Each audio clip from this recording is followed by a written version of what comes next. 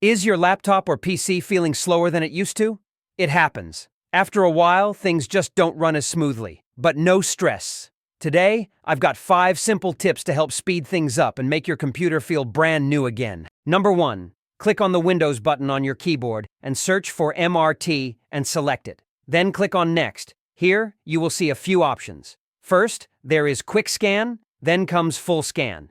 Now, it may take an hour to do a full scan. If you don't have that much time, mark Quick Scan and click Next. This will scan your entire PC and remove all viruses and detective traits. As a result, your PC's performance will be much better than before. Number 2. Right-click on your Windows logo and go up to Installed App. Here you can see all the apps you have installed. From here, uninstall all the apps that you do not use. This will make your laptop faster. Number 3. Press Windows plus I together. This will turn on your setting option.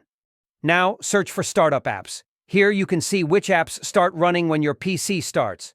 From here you can turn off all the unnecessary apps. This will reduce the pressure on your PC and make it run smoothly. Number 4.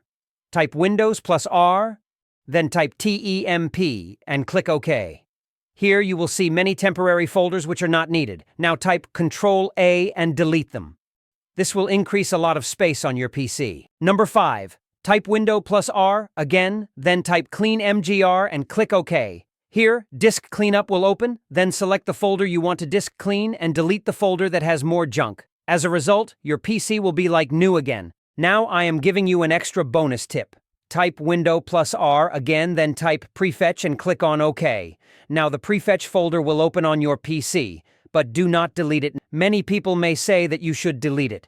Do not listen to them because there is a self-maintaining folder inside it. There are many important files here which, if deleted, will not make the PC fast but slow down. If you want to get such informative videos, subscribe to the channel and like it. Thanks for watching.